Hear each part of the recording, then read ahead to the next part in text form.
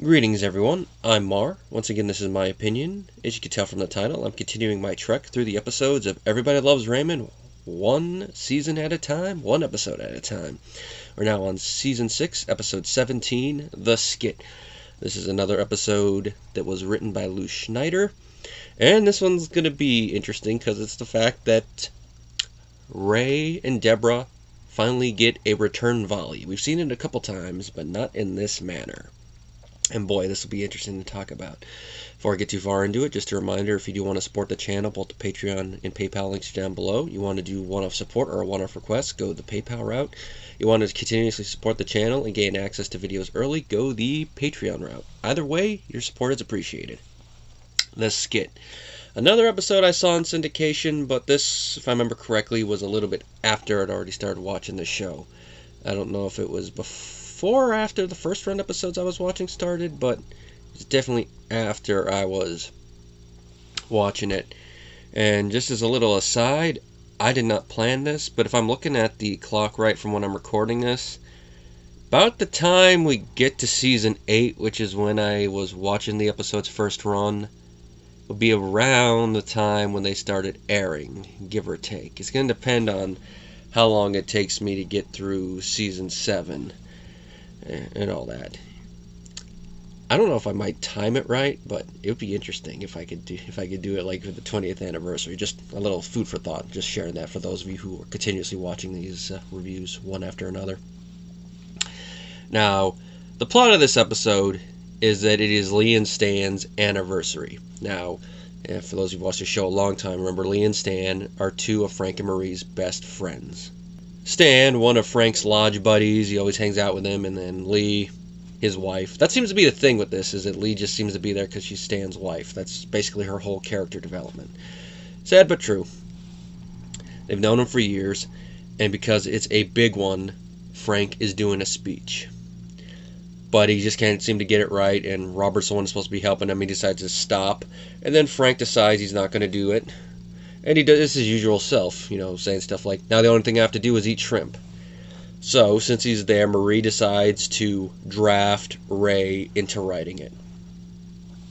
And he doesn't want to do it, but Marie, being Marie, she shanghais him into do it. Or is that the right term or phrase there? I'll just go with draft. He gets drafted in there. He keeps trying to get out of it, and I don't have time to write a speech and all that. This is one of those instances where Marie, even though she means well and all that, Ray should not be doing this. He knows Frank and Marie's friends, but they're not his friends. They're basically just people that he knows because they know his parents. He should not be doing this if he doesn't want to do it. But it is what it is with that whole thing. And the whole thing with Marie saying that, oh, it was only a speech what your father was doing, that's all he could handle. It's like, I do appreciate that Marie does have faith in her son's talents, but it comes in spurts, and it ties back to the grand thing of her not liking the fact that her son, who decided to become a writer, decided to write sports, even though it's like that's what he wanted to write in. He wanted to be a sports journalist. But whatever. Now Ray decides to do it. He goes over it with Debra and with Robert at different times. At first he's trying to do a speech, but he can't do it right. They start talking about it, and they realize that with Stan and Lee, there's not really a lot of material to use because they're very, very boring people. As they put it, they walk around the mall for exercise, which I'm like, there's nothing wrong with that. There's just not really much material, and they get on the fact well, if it was Frank and Marie's anniversary, they'd have plenty of material, and they go over some instances, some of which we've seen, like the time they drove the car through the living room wall the previous season, and then some other stuff, which I'm like, that would have been fun to see, but you can't really get a lot out of that, like the time they were literally comparing apples and oranges. There's a lot of fun stuff we hear Frank and Marie do that we never see, like the Great Microwave Wars, and then at the end of this season, we're going to see them talking about who invented the lawn. Well, with this, they hit on the genius that, how about we do a marriage comparison thing for our thing, a skit showing the difference between the couples. Ray and Debra really love this, but Robert's like, no, this is a bad thing. Us making fun of them behind their backs is one thing, but in front of their faces, in front of their friends, And Ray and Debra are like, yeah, it's for their friends. They're all going to know it's some good fun. Robert's still against it, but Ray and Debra go with it. We only see the final skit, and watching it, you can definitely tell all the friends are into it. And this is one thing I only noticed this time, and it is a testament to Peter Boyle as an actor. A little bit Doris Roberts, but I noticed it more in Peter Boyle's face in this scene, is that you could definitely tell there's a little bit of an uncomfortable vibe there. But then they get into it and get the humor. Maybe that's because of how over the top it is in that one, and then they start enjoying it. And they all enjoy the skit. The only person who doesn't seem to enjoy the skit, or at least show that they're enjoying it, is Robert, and that's because he's sticking to the principle he had earlier. Everybody else loved it. And of course, when Robert even times a talk with Ray about it, Ray makes fun of him with one of the ideas that Robert suggested, and that was a song parody. No one's gonna listen to Robert anymore. Now, as they're talking about it, Lee and Stan suggest to Frank and Marie that, hey, maybe you should do this for their anniversary. Like, show us a little bit. And they really oversell it. Oh, I hurt my pinky while I was typing. I'm too busy to be nice to you. Whereas Frank and Marie, even though they were a little uncomfortable, it seems, were able to get into it. Ray and Debra, they're just like... And then after everything, they say a couple weird goodbyes and then go across the street. And you can definitely tell they're really upset and hurt by the skit. And of course, all their relatives come back across. Hey, that was rude. Where's your manners? Me manners, you manners. And they really go into them like, we did it in good fun. We had the spirit of fun. You guys were ready with your attack. And it goes back and forth all talking about it. And some of this, it's like, when you're doing this with people you know, more so family and friends, you got to know what the limit is, about where the line is of how much you can push and it be humor. No matter what it is. I know probably the best one I can think of for my group of friends is when we do racist jokes with one another. You can do racist jokes with a friend. You can't do racist jokes with a stranger and then try to say, it's just a joke, bro. Because they don't know you're being a joke. Like, my friends Jeff and Alan. They could call me Beaner or Redskin. I have no issue with it, because I know they're joking.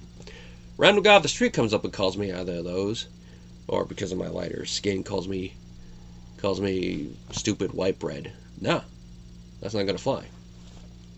Now, tying that back into this, Ray and Debra thought that they were going to the line and not going over it, even though because they were playing it so over the top.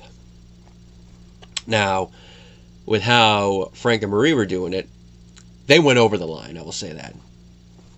I mean, there is a grain of truth in what they were saying and all that, but they really oversold it.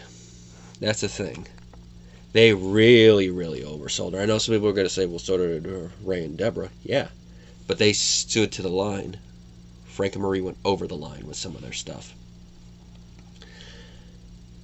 And you can also argue that they might be at the line too and they just can't take a joke. It's one of those things in this episode you could really debate about with it.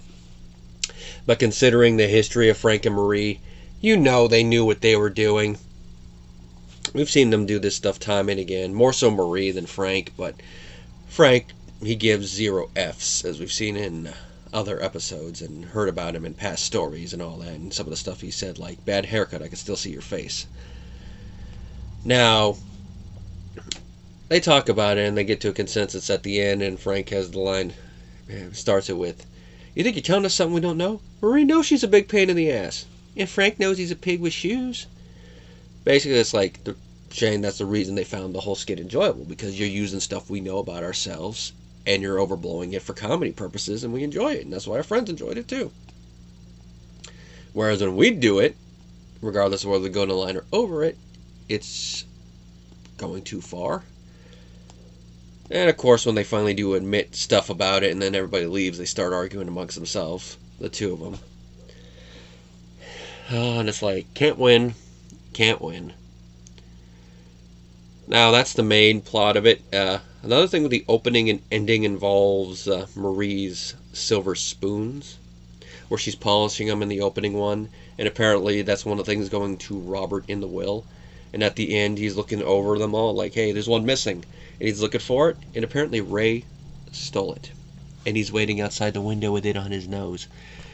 And Robert's looking through the trash can. There's like coffee grounds in there. And when he finally notices that Ray's in the window, his hands are covered in filth. That is not funny. It's a pretty decent epilogue. All in all, the skit, definitely an episode I still enjoy. I don't know if I'd put it in my favorite of the whole season, and definitely not my favorite of the whole series, but it's another fun one. I definitely say I enjoy the next episode better, and it is one that definitely hits me a bit more now as an adult than it does as a kid. Of course, that's going to be Breakup Tape. I'll have a little bit more ammo to talk with that one. Sorry if this one's a little short, but other than that thing about humor and knowing where to push it, there's not really much for me to comment on this other than, like usual, the acting from our main cast is pretty good. Well, so next time will be Breakup Tape. Which that one is going to be an interesting one because that's another time we get to bring up an Emmy winner. Because our lead for that episode finally wins the big one. Till then, guys.